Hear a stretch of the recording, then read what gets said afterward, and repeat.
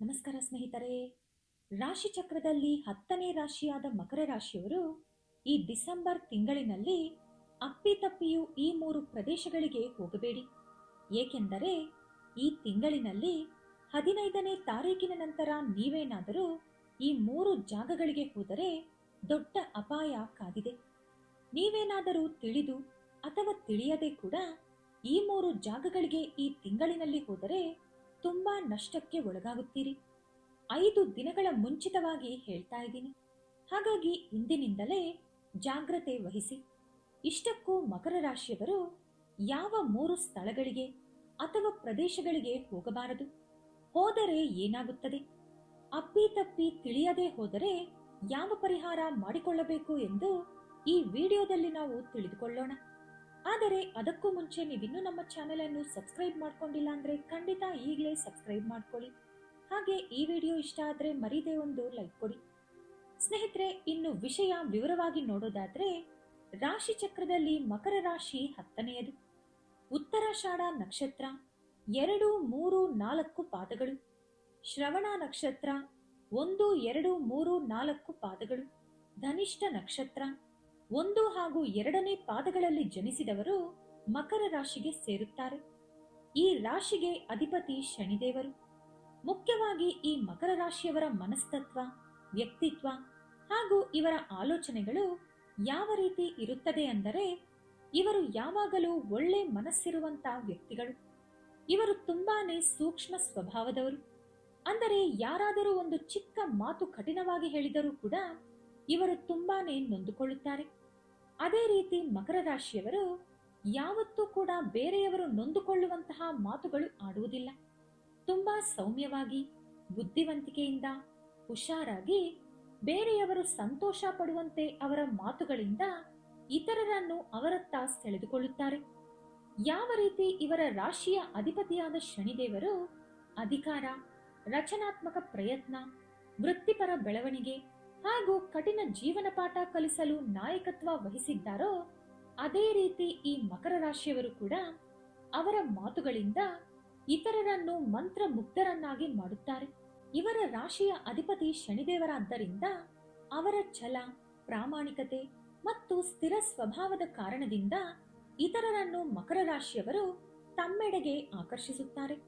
ಇವರು ತುಂಬಾ ಗೌರವದಿಂದ ನಡೆದುಕೊಳ್ಳುತ್ತಾರೆ. ಈ ಸ್ವಭಾವ ಬೇರೆಯವರು ಇವರಿಗೆ ಗೌರವ ಕೊಡುವಂತೆ ಮಾಡುತ್ತದೆ. ಇವರು ಕೊಟ್ಟ ಮಾತಿನ ಮೇಲೆ ನಿಂತುಕೊಳ್ಳುತ್ತಾರೆ. ಹಾಗೆ ತಮ್ಮ ಜವಾಬ್ದಾರಿಗಳನ್ನು ಸರಿಯಾಗಿ ನಿರ್ವಹಿಸುತ್ತಾರೆ.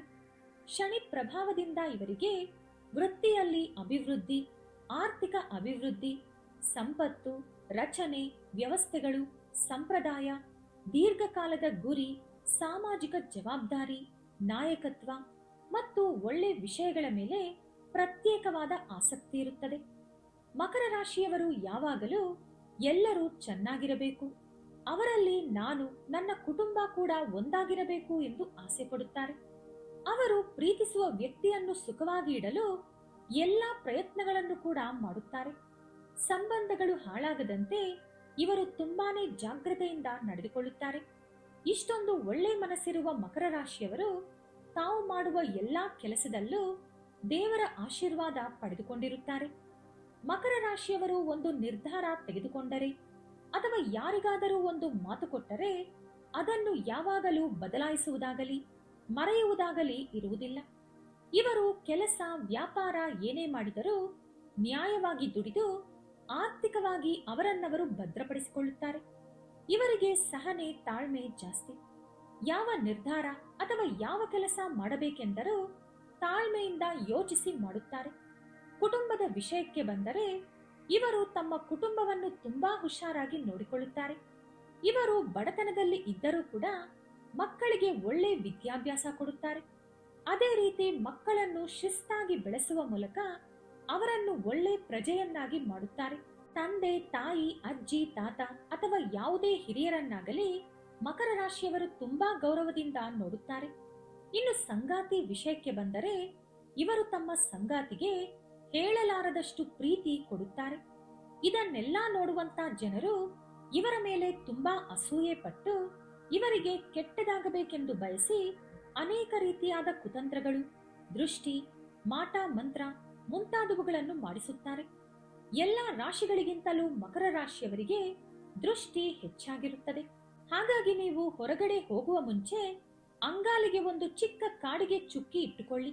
ಹಾಗೆ ಹೊರಗಿನಿಂದ ಮನೆಗೆ ಬಂದ ತಕ್ಷಣ ಸ್ವಲ್ಪ ಕಲ್ಲುಪ್ಪು ತೆಗೆದುಕೊಂಡು ನಿಮಗೆ ನೀವೇ ನಿಮ್ಮ ತಲೆ ಸುತ್ತಲೂ ಎಡಕ್ಕೆ 3 ಸಲ ಹಾಗೂ ಬಲಕ್ಕೆ 3 ಸಲ ಸುತ್ತಿ ದೃಷ್ಟಿ ತೆಗೆದುಕೊಂಡು ಆ ಉಪ್ಪನ್ನು ಹೊರಗಡೆ ಎಸೆದು ಬಿಡಿ, ಅಥವಾ ಸಿಂಕ್ ಒಳಗೆ ಕೂಡ ಹಾಕಬಹುದು. ಹೊರಗಡೆ ಬಾತ್ರೂಮ್ ಇದ್ದರೆ ಈ ಕೆಲಸ ಅಲ್ಲೇ ಮಾಡಿಕೊಂಡು ಕೈ ಕಾಲು ತೊಳೆದುಕೊಂಡು ಮನೆಯೊಳಗೆ ಬಂದರೆ ತುಂಬಾ ಒಳ್ಳೆಯದು. ಅವಕಾಶ ಇಲ್ಲದಿದ್ದರೆ ಮನೆಗೆ ಬಂದ ತಕ್ಷಣ ಮೊದಲು ಈ ಕೆಲಸ ಮಾಡಿ, ಅದರ ನಂತರ ಮುಖ ಕೈಕಾಲು ತೊಳೆದುಕೊಂಡು ನಿಮ್ಮ ಮುಂದಿನ ಕೆಲಸಕ್ಕೆ ಕೈ ಹಾಕಿ. ಇನ್ನು ಮುಖ್ಯವಾದ ವಿಚಾರಕ್ಕೆ ಬಂದರೆ ಡಿಸೆಂಬರ್ 15ರ ನಂತರ ಈ ತಿಂಗಳು ಮುಗಿಯುವವರೆಗೂ, ಅಂದರೆ 15 ದಿನಗಳವರೆಗೂ ಮಕರ ರಾಶಿಯವರು ಅಪ್ಪಿತಪ್ಪಿಯೂ ಈ 3 ಜಾಗಗಳಿಗೆ ಹೋಗಬೇಡಿ.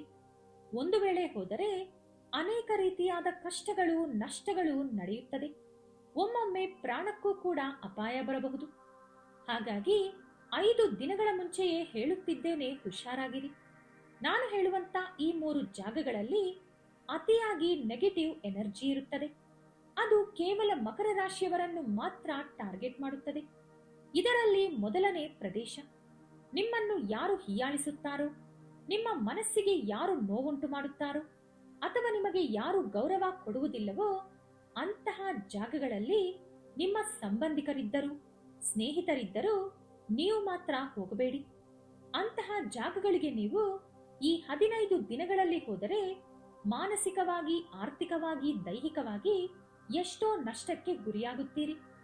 ಇನ್ನು ಎರಡನೇ ಪ್ರದೇಶ, ಎಲ್ಲಿ ನಿಮಗೆ ಪರಿಚಯವಿಲ್ಲದ ವ್ಯಕ್ತಿಗಳು ಇರುತ್ತಾರೋ, ಅಂದರೆ ನೀವು ಯಾವುದಾದರೂ ಒಂದು ಹೊಸ ಜಾಗಕ್ಕೆ ಒಂಟಿಯಾಗಿ ಅಥವಾ ಕುಟುಂಬದ ಜೊತೆ ಟ್ರಿಪ್ ಹೋಗಬೇಕು ಅಂದುಕೊಂಡಿದ್ದರೆ, ಆ ಜಾಗ ಒಂದು ವೇಳೆ ಪುಣ್ಯಕ್ಷೇತ್ರ ಆಗಿದ್ದರೂ ಕೂಡ ಅಲ್ಲಿ ನಿಮಗೆ ಯಾರೂ ಪರಿಚಯಸ್ಥರು ಇರದೇ ಇದ್ದರೆ ಆ ಜಾಗಕ್ಕೆ ಈ ತಿಂಗಳು ಮುಗಿಯುವವರೆಗೂ ಹೋಗಬೇಡಿ.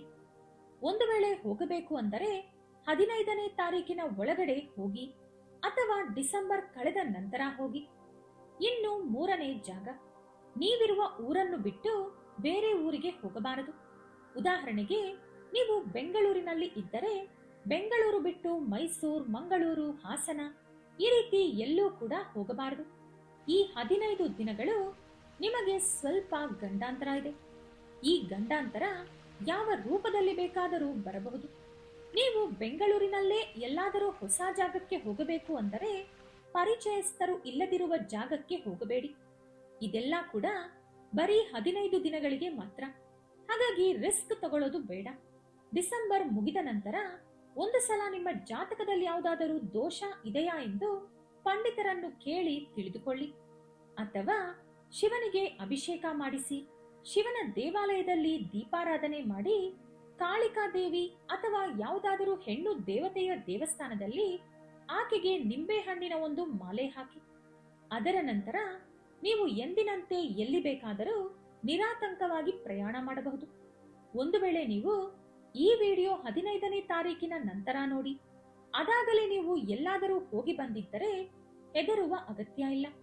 ನೀವು ಕೂಡಲೇ ಶಿವನಿಗೆ ಅಭಿಷೇಕ ಮಾಡಿಸಿ ದೀಪಾರಾಧನೆ ಮಾಡಿ ಹೆಣ್ಣು ದೇವತೆಗೆ ನಿಂಬೆಹಣ್ಣಿನ ಮಾಲೆ ಸಮರ್ಪಿಸಿದರೆ ಯಾವ ಅಪಾಯ, ದೋಷ ಕೂಡ ಇರುವುದಿಲ್ಲ. ಹಾಗಾಗಿ ಯಾವುದಕ್ಕೂ ಹೆದರಬೇಡಿ. ಈ 15 ದಿನಗಳವರೆಗೂ ಮನೆಯಲ್ಲಿ ಹೆಚ್ಚಾಗಿ ಪೂಜೆಗಳು ನಡೆಯುವಂತೆ ನೋಡಿಕೊಳ್ಳಿ. ದೀಪ ಯಾವಾಗಲೂ ಮನೆಯಲ್ಲಿ ಉರಿಯುತ್ತಿದ್ದರೆ ತುಂಬಾನೇ ಒಳ್ಳೆಯದು. ಈ ವಿಡಿಯೋ ಇಷ್ಟ ಆದರೆ ಲೈಕ್ ಮಾಡಿ, ಶೇರ್ ಮಾಡಿ. ಇಂತಹ ಹೆಚ್ಚಿನ ಉತ್ತಮ ಮಾಹಿತಿಗಳಿಗಾಗಿ ತಪ್ಪದೆ ನಮ್ಮ ಚಾನೆಲ್ ಅನ್ನು ಸಬ್ಸ್ಕ್ರೈಬ್ ಮಾಡಿಕೊಳ್ಳಿ. ನಾಳೆ ಮತ್ತೊಂದು ವಿಡಿಯೋದೊಂದಿಗೆ ಪುನಃ ಭೇಟಿಯಾಗೋಣ. ಧನ್ಯವಾದಗಳು.